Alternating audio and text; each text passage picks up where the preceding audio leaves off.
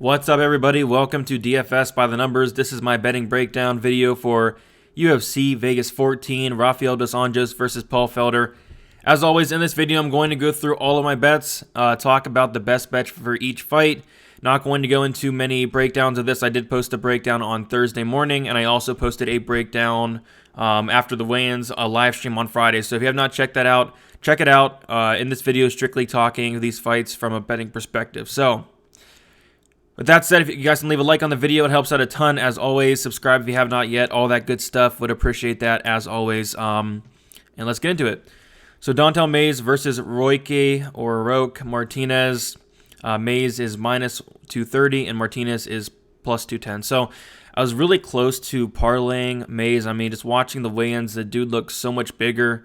But it's really hard to trust somebody like Mays. Like, I don't think, and I'm not all that high on the guy, but I'm not really all that high on Martinez. After seeing the weigh-ins, I like him a little bit more than I did earlier in the week, but still not enough to lay like minus 230. I do think this fight could play out really close. I guess what I'm looking at is Dontel Mays by decision. I'm not going to bet anything on this fight, but if I was to bet it, I guess, the decision line of Mays is not bad, plus 250. Martinez, say what you want about him, but the dude's really tough. He's never been knocked out. He was finished by a cut. Other than that, he's never been knocked out. So give me Mays by decision. I'm not going to bet it personally, but should be a pretty boring fight, honestly. Next fight, Tony Gravely versus Geraldo de Freitas. Have not done it yet. Tune into my Twitter, DFS_numbers, or Instagram, DFS by the Numbers. I am very close to possibly placing a bet on Tony Gravely. I've been eyeing it all week. A lot of money's coming in on de Freitas, and it's continuing to come in. So I'm kind of just waiting, maybe get a better line on Gravely as well. So I do like Gravely in this fight. I think outside of him getting submitted, I think he's going to win. And I know he's been submitted 5 times, all that good stuff. But de Freitas, I think he's sub or bust here. So what I might do is maybe place a bet on Gravely and maybe put a small bet on de Freitas by sub as kind of a hedge. But I do like Gravely a lot. I think the guys he's losing to are a lot better than de Freitas. Just to name some, Brett Johns, Bermudez, Murad Dvalishvili, Patchy Mix, are just some really good guys that has been beating Gravely. So I don't think de Freitas is on that level, and Gravely has been improving a ton. And like I said, outside of him getting submitted, I don't see him losing. So really, I think the minus 145 is not a bad look, and I might be placing a bet on that. Kanako Murata, minus 185. Random Marcos, plus 170. I mean, I think Murata's going to win. I think she's going to win by decision, which is plus 110. I guess that's the route I'd go. But kind of the same thing from last fight. I think Marcos is submission or bust. If you are on the Marcos side, plus 1,000 for submission is really not a bad look. I think she's going to be put on her back a ton. And this has armbar from guard written all over it. So if you are on the Marcos side, maybe take a look at the sub prop, but I'm definitely not betting Murata at minus 185. Luis Smolka versus Jose Quinones. So Smolka did come in overweight. I thought he looked fine, though. I thought he didn't really try to kill himself to make weight, so I'm not looking into that too much. I really like Smolka here, and this is my first official bet of the night. I do have Luis Smolka. I have him at minus 135. I have 1.5 units on it. Yeah, I think he's the better fighter here. I'm really struggling to find a path to victory for Quinones. I'm really surprised at the love for Quinones as well. Like Smolka, he's an absolute killer, finishing 88% of his wins. Smolka, just watching his last fight, even against John O'Malley, he got touched once and he pretty much quit in that fight. He crumbled up, went on the ground, and the dude's been knocked out twice. He's been submitted once as well. He's submitted by Nathaniel Wood. And I think Smolka's, more dangerous anywhere this fight goes. If Quinones wants to take him down, I think he's playing with fire. Even on the feet, I think he's playing with fire. And I think in the small cage, it's going to favor Smolka a lot because Quinones isn't going to be able to stick at range as well and move around as well. So I like Smolka a lot. I don't understand the love for Quinones, but we will definitely see on Saturday. Alex Morono versus Reese McKee. I'd have another bet here. I have the under 2.5 rounds. Reese McKee, has a 100% finish rate. He's finished all of his wins. Of course, not fighting the best level of competition.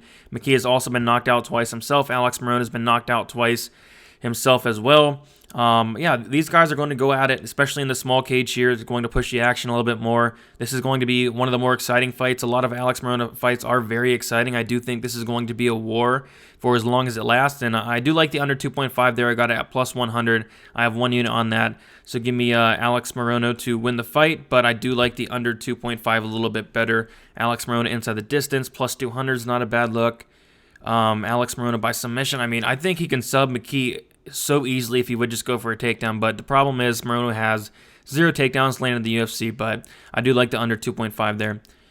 Miranda Granger versus Ashley Yoder. I bet Miranda Granger at -107. I have 1.25 units on it. At -150, I would just pass at this point.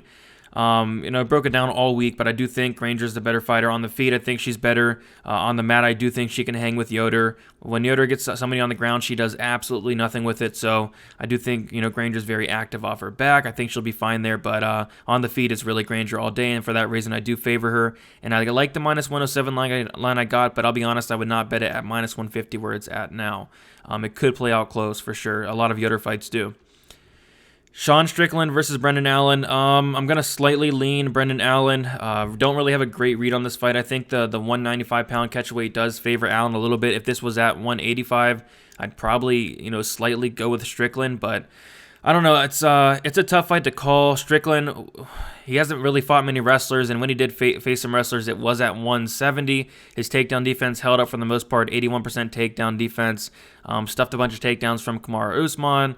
Usman was able to drop him, all that, but yeah, I like Allen here a little bit. I just don't have enough confidence to bet it. I see a lot of people with a lot of confidence either way. Good luck to you. It seems like everybody's betting on this fight.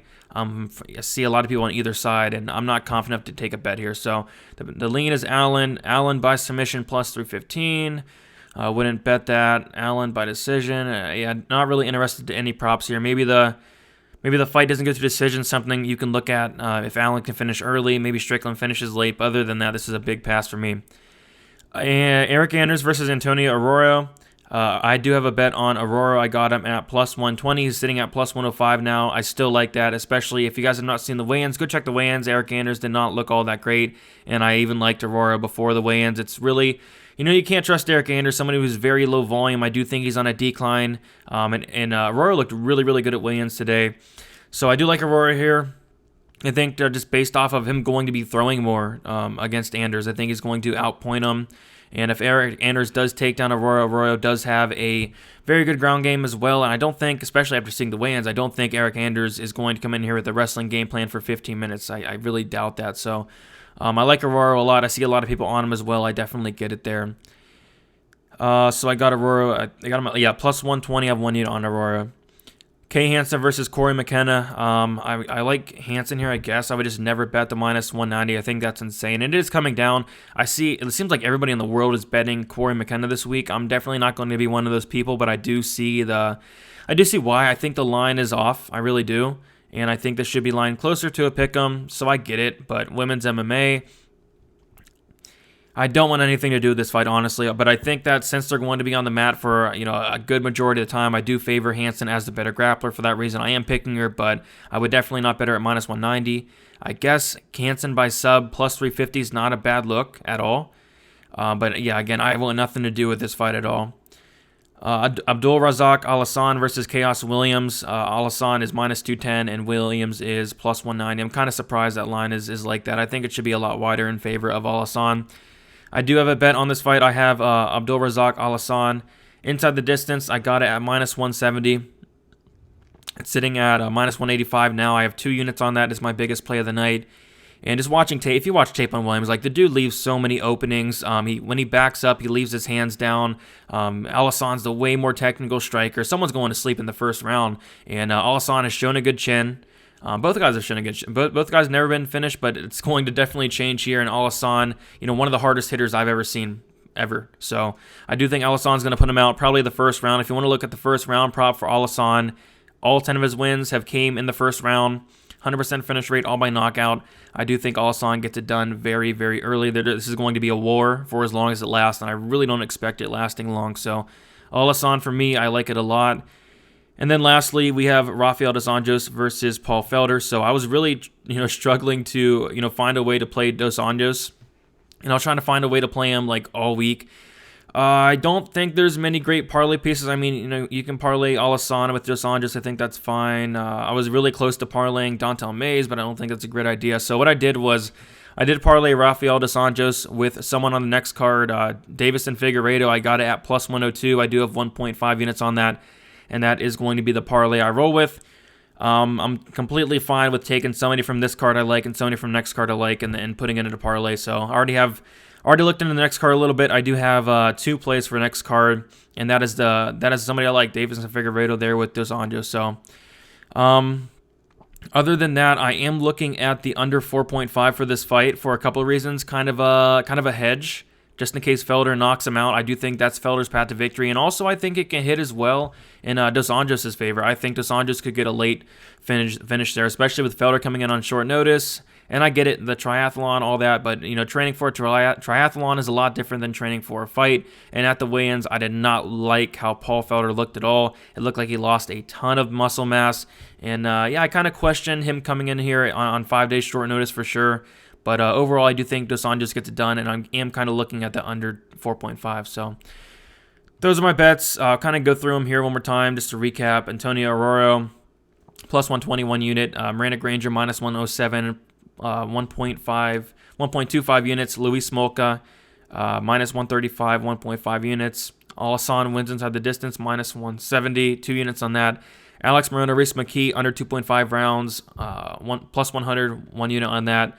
Dos Anjos and Davis and Figueiredo to win, plus 102, 1.5 units on that. So 1, 2, 3, 4, 5, 6 bets given out on this video, and there's a good chance I'll be adding like 2 or 3 more. So make sure you guys follow me on Twitter, DFS_numbers, Instagram, DFS by the numbers. Sorry this video was so short. I'm very, very tired. It's like 4 o'clock in the morning, so I wanted to get through it quick, get out my bets there, talk a little bit of stuff I'm looking at as well.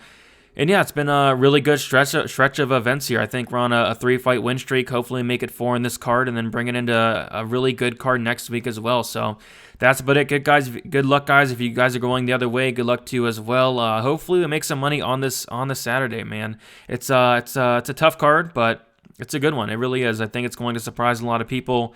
A couple women's fights on there. I think they're pretty good, actually. So I think the worst fights, Dontel Mays, Roque Martinez. So once we get through that, I think we'll be fine. So that's about it, guys, and good luck.